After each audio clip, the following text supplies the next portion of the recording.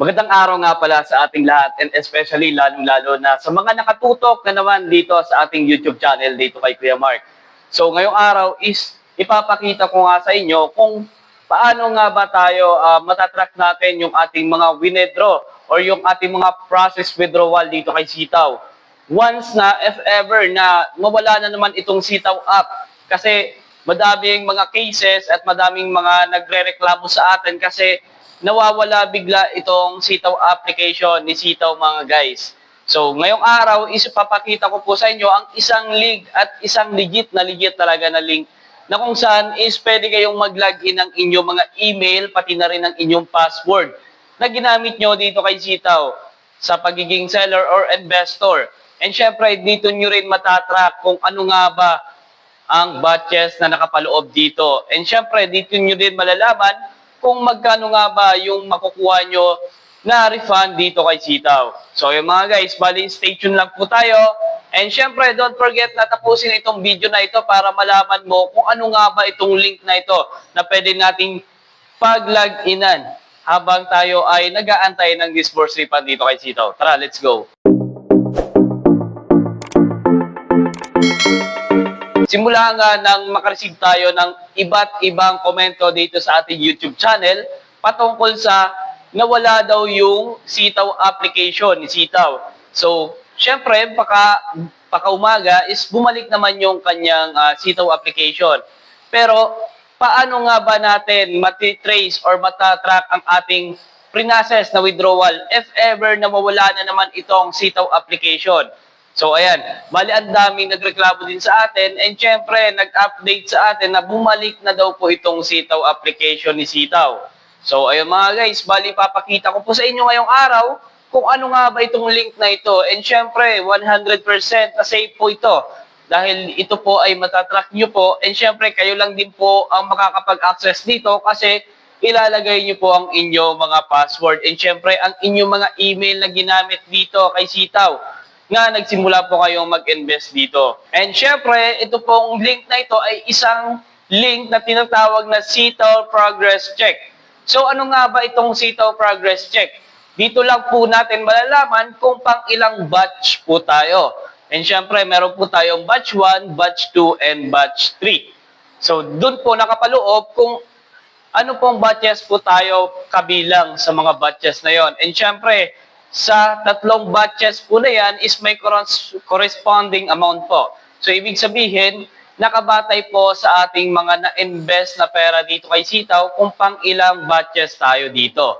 So, syempre, upon our mga previous na vlogs dito kay Sitaw, makikita naman din talaga natin na sa pinakauna nila na illustration table ng disburse refund, naman po silang corresponding amount na maaaring makabilang ka sa mga batches na yan. Example na lamang po natin ang batch 3 na kung saan is if ever na 10,000 pababa po ang inyong investment fund or yung capital nyo dito kay Sitaw is 50% po ang inyong makukuha agad na disburse refund dito kay Sitaw. So, paano nga ba ito nagwo-work itong link na ito?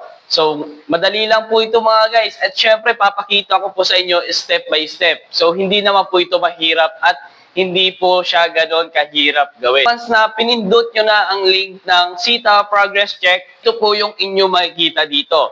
Na kung saan, ito po ay patungkol sa kung paano nyo nga ba makikita or matatrack ang inyong mga withdraw or mga process na withdrawal dito kay Sitaw. So, ayan. Bali, ilalagay nyo lamang po ang inyong email at saka ng inyong password. So, syempre, ilalagay ko din po sa aking description or caption itong video yung link na Sitaw Progress Check para, syempre, sa ating mga kapwa Sitaw seller na matrack din ninyo po ang inyong mga pre-process na withdrawal if ever na mawala na naman itong Sitaw app. After nyan, once na nailagay nyo na ng tama ang inyong email and, syempre, ng inyong password na parehas lang din na ginamit ninyo sa pagiging investor or pagiging seller dito kay Sitaw. And syempre, ang ginamit nyo na email and syempre, ang inyong password sa paggawa ng Sitaw account. After yan, once na nailagay nyo na po ng tama ang inyong email tsaka ng inyong password na ginamit nyo rin po sa paggawa ng Sitaw account, is lalabas na po dyan yung batch kung saan nga bang batch ka kabilang. So kagaya po nito, ako po ay kabilang sa batch 3. At syempre, ang inyong email na kung saan ay ginamit nyo rin po na email sa paggawa din po ng inyong Sitaw account. And syempre, ang total amount, yun po yung pre-process nyo pong withdrawal dito kay Sitaw. And syempre, yung proportion.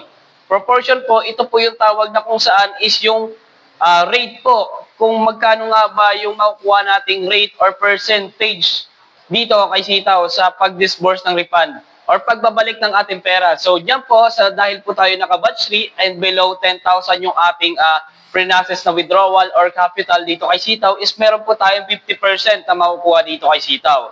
And syempre, yung amount.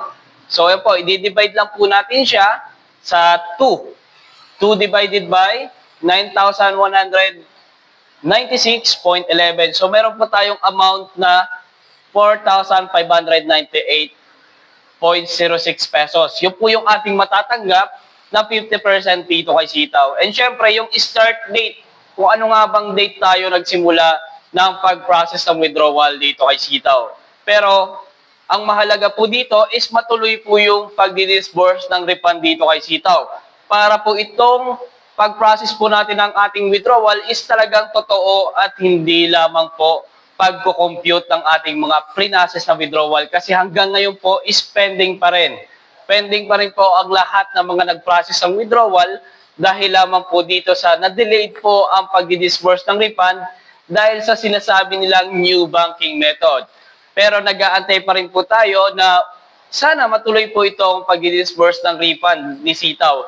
And syempre kasi sobrang tagal na and aabuti na naman po ng 2 to 3 weeks. So, kukumputin po natin, aabutin na naman po ng September 9, 2024, bago na naman po ito matuloy itong pagtutuloy ng disburse refund dito kay Sitaw.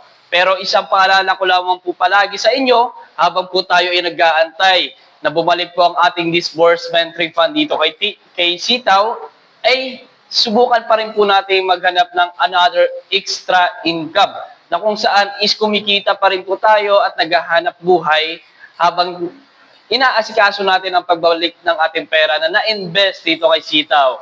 Dahil po ito ay nagkaroon na rin ng multiple violation na kung saan is nagkakaroon na din po ng problema yung kanyang Sitaw application.